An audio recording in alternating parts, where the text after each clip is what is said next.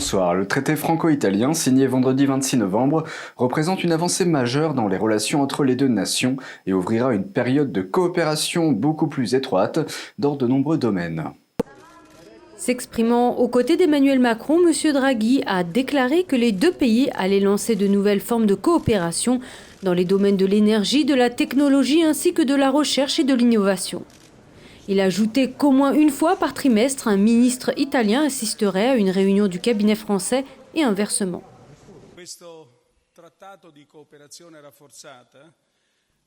Le traité de coopération renforcée que nous avons signé ce matin marque un moment historique dans les relations entre nos deux pays. La France et l'Italie consolident davantage leurs liens diplomatiques, commerciaux, politiques et culturels. Lorsqu'on lui a posé une question sur le pacte de stabilité de l'UE, Draghi a déclaré que la réforme était inévitable. Aujourd'hui, la réforme est inévitable, non seulement en raison des coûts très élevés que la pandémie a engendrés, des coûts budgétaires, des coûts sociaux, et surtout du message selon lequel, sans un fort soutien de l'État, nous ne serions pas passés au travers de la pandémie, nous n'y serions pas arrivés.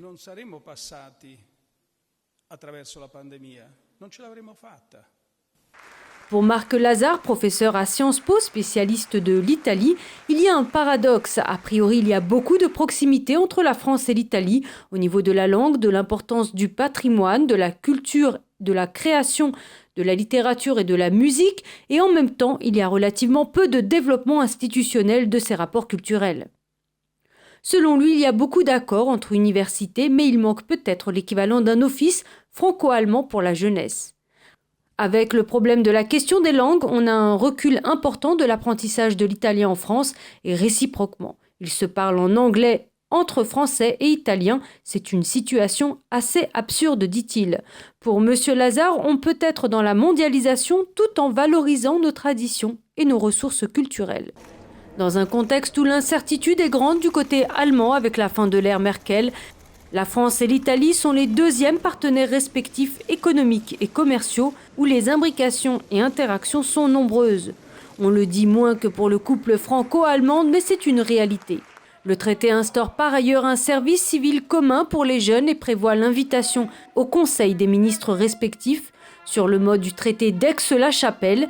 La France et l'Italie sont les deuxième et troisième économies de la zone euro derrière l'Allemagne.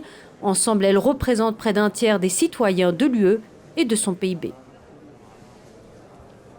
L'Union européenne impose des interdictions de voyager pour un nouveau variant du virus du PCC.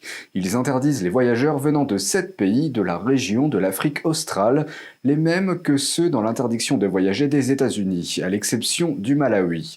L'Allemagne mobilise son armée de l'air pour transporter des patients atteints du virus du PCC. Plus de détails sur la façon dont les pays réagissent. Notre point de vue est très clair. Nous devons agir très rapidement. Nous devons être vigilants et nous devons prendre toutes les mesures appropriées à ce stade pour empêcher cette variante d'entrer en Europe. La présidente de la Commission européenne, Ursula von der Leyen, a déclaré que le transport aérien serait suspendu vers les pays touchés jusqu'à ce qu'ils aient une compréhension claire du danger de cette nouvelle variante. L'UE demande également à ses 27 États membres de tester et de mettre en quarantaine tous les passagers de retour. Nous prenons très au sérieux les nouvelles concernant la nouvelle variante fortement mutée du Covid-19.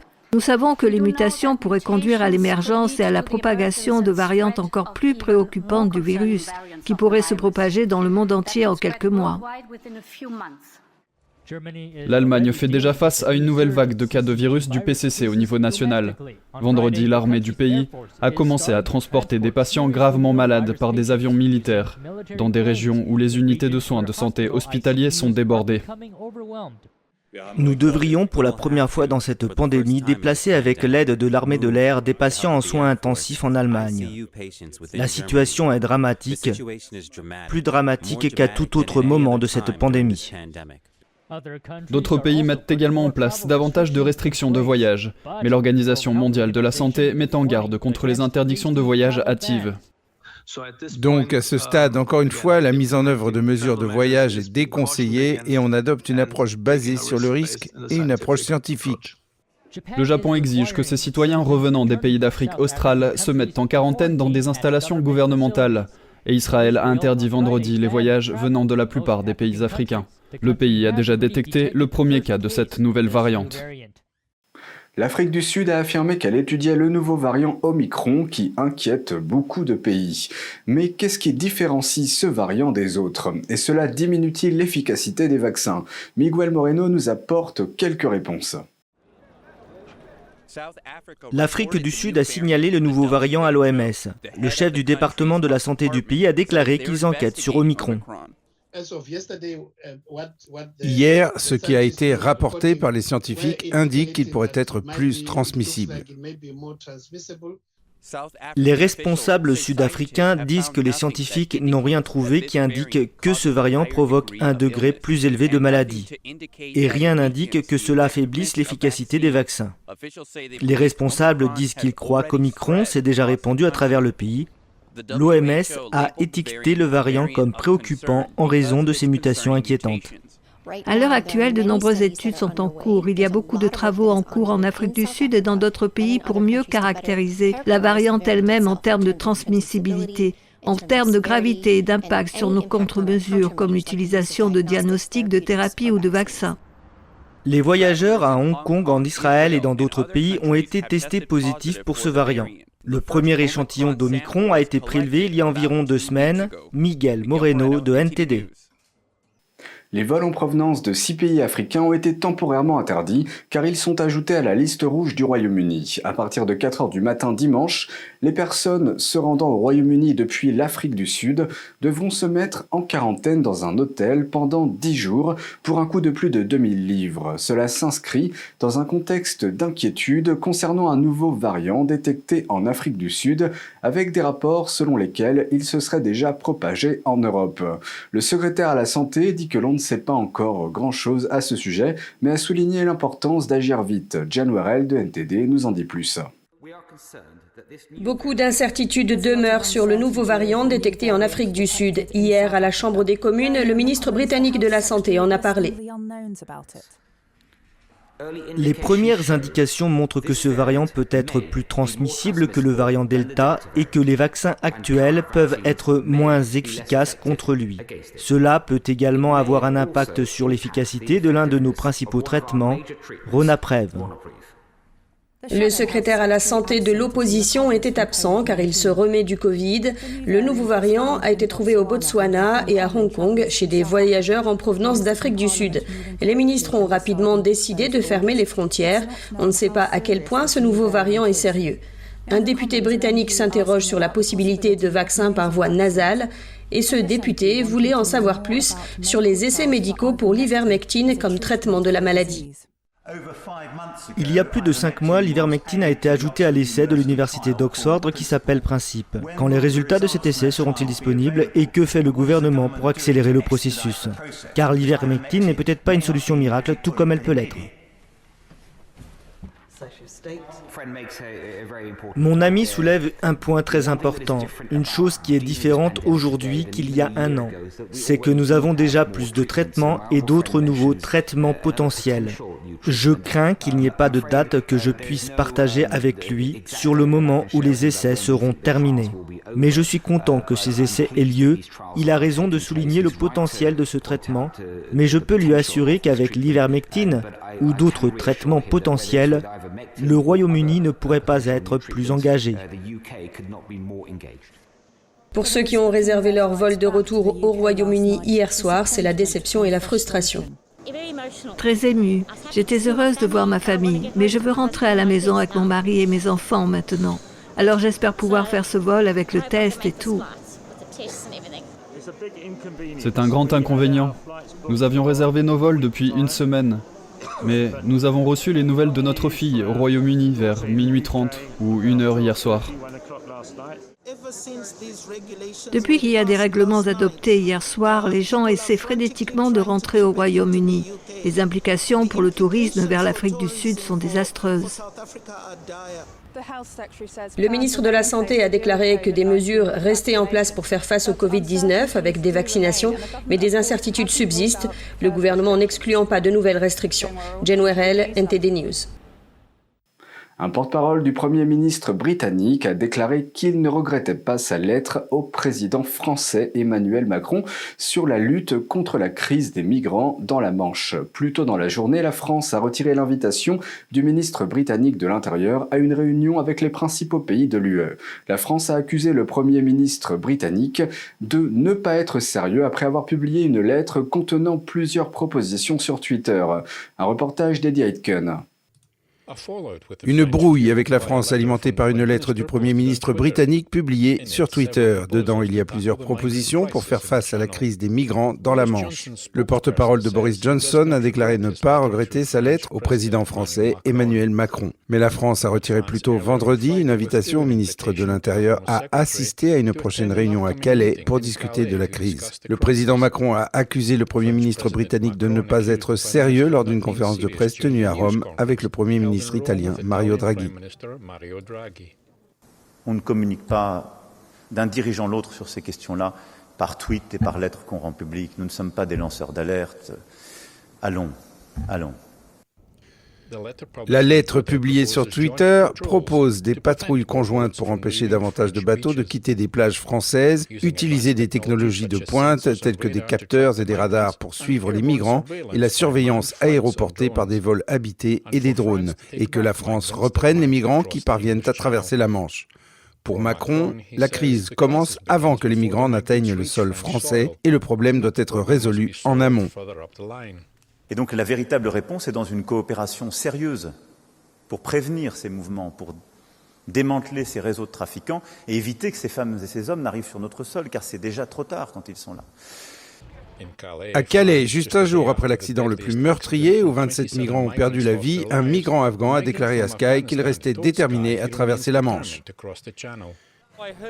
J'ai entendu la nouvelle, ma vie. Pour être très honnête, moi-même, je ne me soucie pas des autres parce que c'est ma propre vie. Même si je vois de l'eau, je peux nager. Si je mets ma veste, je peux nager. Je peux aller au Royaume-Uni parce que ma vie là-bas serait très bonne. Jusqu'à présent, cette année, près de 26 000 personnes ont fait le dangereux voyage vers le Royaume-Uni dans de petites embarcations, soit 3 fois le total pour l'ensemble de 2020. Eddie Aitken, NTD News. Ce vendredi, des militants qui souhaitaient dénoncer la surconsommation ont ciblé, à l'occasion du Black Friday, plusieurs sites du géant américain de la vente en ligne Amazon. Make Amazon Pay, faire payer Amazon, une coalition internationale d'une quarantaine d'organisations, dont Greenpeace et Oxfam, accuse le groupe Amazon de placer les profits avant le bien-être de ses employés. Le consumérisme débridé des fêtes de fin d'année est au cœur de leurs critiques. En effet, en Amérique du Nord et en Europe, de nombreux sites de vente en ligne et magasins ont proposé ce vendredi des offres promotionnelles à l'occasion du traditionnel Black Friday. Ce sont des centaines de milliards de dollars dépensés sur Internet entre début novembre et fin décembre. Face à cette frénésie, des militants du mouvement écologiste Extinction Rebellion ont organisé des blocages de centres de distribution d'Amazon en protestation. La réalité est que nous ne pouvons pas nous attaquer à la crise climatique sans nous pencher sur la culture d'avidité et d'exploitation qui nous a conduit à cette situation. Nous avons choisi le Black Friday parce qu'il illustre bien cette obsession de notre société pour la surconsommation. Amazon est accusé de pratiques commerciales malhonnêtes, comme le gonflement des prix de certains produits quelques jours avant le Black Friday, afin de donner l'illusion d'une réduction le jour J. L'organisation Extinction Rebellion a également ciblé 13 autres sites en Grande-Bretagne, ainsi que 2 sites en Allemagne et aux Pays-Bas. De manière générale, le Black Friday est également critiqué pour son impact sur l'environnement, notamment la hausse des gaz à effet de serre causée par la surconsommation. L'Union européenne maintenant. La Commission européenne a proposé jeudi dernier que les résidents de l'UE reçoivent des doses de rappel du vaccin Covid-19 pour éviter les quarantaines et les restrictions lors de leur déplacement entre les pays de l'UE l'été prochain. La Commission a fait cette proposition alors que l'Europe est redevenue le centre de la pandémie malgré les grandes campagnes de vaccination qui ont été appliquées. Al Rhodes de NTD nous en dit plus. La Commission européenne souhaite introduire des rappels de vaccins pour les voyages internes à l'Union européenne. En pratique, cela signifie que les États membres devraient accepter les certificats de vaccination lorsque 9 mois au maximum se sont écoulés depuis la série de vaccination initiale. Après 9 mois, le certificat de vaccination ne sera plus valable s'il n'y a pas eu de dose de rappel. La coordination de l'UE concernant les passes sanitaires a permis de faciliter les voyages transfrontaliers. Pourtant, les cas ont explosé au sein de l'UE malgré la campagne de vaccination et les mesures qui ont suivi. Ce sujet a été abordé lors de la discussion des membres de l'UE mardi 23 novembre. Nous invitons les États membres à se concentrer sur une approche basée sur la personne. Cela signifie que les détenteurs d'un certificat européen ne devraient en principe pas être soumis à des restrictions de voyage supplémentaires d'où qu'ils viennent dans l'Union européenne. Le Centre européen de prévention et de contrôle des maladies ECDC a recommandé mercredi des rappels de vaccins pour tous les adultes, en priorité pour les plus de 40 ans. Les passes, généralement consultées sur des appareils mobiles, sont délivrés par chaque pays, mais sont reconnus dans l'ensemble de l'Union. Ils sont de plus en plus utilisés dans de nombreux pays de l'UE pour accéder aux espaces intérieurs publics et aux transports en commun. Earl Rhodes, NTD News. Restons dans l'UE, en Allemagne plus précisément, où cette semaine, alors que le pays a franchi la barre des 100 000 décès déclarés dus au Covid, les personnes non vaccinées doivent désormais passer un test de dépistage pour pouvoir emprunter les transports publics. Un reportage d'Eddie Aitken, NTD. Depuis mercredi, un ensemble de règles dites des 3G sont entrées en vigueur dans les réseaux ferroviaires allemands. Cela signifie que les passagers doivent fournir une preuve de vaccination, de guérison ou avoir des résultats de tests à jour. Sinon, ils devront descendre du train. À la prochaine gare, je sortirai, je chercherai où je pourrais faire un test. Outre les transports publics, des contrôles aléatoires sont également effectués dans les cafés et les marchés de Noël, entre autres lieux publics. En plus de ces contrôles, le ministère allemand de la Santé a proposé des obligations de vaccination pour les travailleurs des maisons de retraite et des cliniques, à partir de janvier prochain. Cette décision bénéficie d'un soutien croissant. Eh bien, je suis en faveur des vaccins obligatoires, en particulier pour le secteur des soins ou chez les personnes qui travaillent avec ceux qui ont besoin d'être protégés. Je peux imaginer qu'il y aura une division dans l'opinion publique, mais nous verrons bien. J'ai confiance dans les gens, ils comprennent ce qui se passe et nous devons simplement le gérer. Le nombre de morts du Covid en Allemagne a dépassé la barre des 100 000 cette semaine. Eddie Aitken, NTD News. Toujours en Allemagne, les partis qui seront certainement au pouvoir ont promis cette semaine de moderniser la plus grande économie d'Europe et d'intensifier les efforts contre le changement climatique. Ils ont annoncé un accord qui laisse le leader de centre-gauche Olaf Scholz prêt à remplacer la chancelière de longue date Angela Merkel dans quelques semaines. David English nous en dit plus. 3 partis allemands ont conclu un accord cette semaine pour former un nouveau gouvernement qui mettra fin à l'ère de la chancelière Angela Merkel. Les sociodémocrates de centre-gauche, les Verts écologistes et les libéraux démocrates devraient prendre les rênes du pays d'ici quelques semaines. L'alliance des 3 partis, baptisée Coalition des feux de signalisation, en référence aux couleurs respectives des 3 partis, est une première pour un gouvernement allemand. Mercredi, le nouveau chancelier l'a présenté comme une opportunité. Nous sommes unis par la croyance dans le progrès et que la politique peut réaliser quelque chose de bien. Nous sommes unis par la volonté de rendre le pays meilleur, de le faire avancer et de le garder uni. Nous ne faisons pas de la politique du plus petit dénominateur commun, mais de la politique à fort impact. Le co-leader du parti écologiste des Verts et probable ministre de l'économie et du climat a déclaré que les mesures prévues par le gouvernement mettraient l'Allemagne sur la voie de la réalisation des objectifs des accords de Paris sur le climat. Parmi les principaux engagements figurent une augmentation du salaire minimum à 12 € de l'heure et la construction de 400 000 nouveaux appartements par an. Sur l'insistance des libéraux démocrates, les futurs partenaires ont déclaré qu'ils n'augmenteraient pas les impôts et ne relâcheraient pas les restrictions relatives à l'endettement. M. Scholz a indiqué que la politique étrangère du pays ne changerait pas beaucoup. Notre tâche est de contribuer à rendre ce monde multilatéral, avec la coopération au premier plan, et où nous savons que nous portons tous ensemble la responsabilité de notre sécurité. Les chrétiens démocrates de Mme Merkel a critiqué l'accord de la coalition, estimant qu'il ne reposait pas sur des finances saines. Si vous regardez l'accord maintenant, beaucoup de gens ont l'impression que Noël est arrivé en avance et que nous allons distribuer des cadeaux. Mais personne ne répond à la question de savoir comment financer tout cela.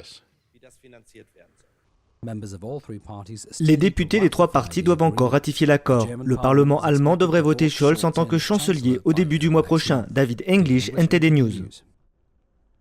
C'est l'une des principales destinations touristiques en Égypte. L'allée des Sphinx a plus de 3000 ans et relie deux anciens complexes de temples égyptiens. Le pays vient de terminer la rénovation de cette ancienne promenade. Jetons-y un coup d'œil. Les autorités égyptiennes ont dévoilé l'allée des Sphinx rénovée lors d'une somptueuse cérémonie jeudi. Cette ancienne allée relie les célèbres temples de Karnak et de Luxor dans ce qui était autrefois la ville de Thèbes, capitale de l'Égypte dans l'Antiquité. Luxor mérite vraiment plus que cela. C'est la ville touristique et d'antiquité la plus importante du monde. C'est la Qibla des touristes pour le monde entier. La cérémonie comprenait une reconstitution de l'ancien festival Opet.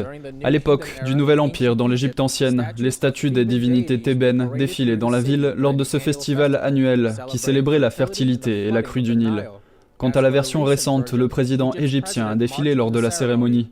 Des chars pharaoniques et plus de 400 jeunes artistes costumés ont également défilé sur la célèbre avenue.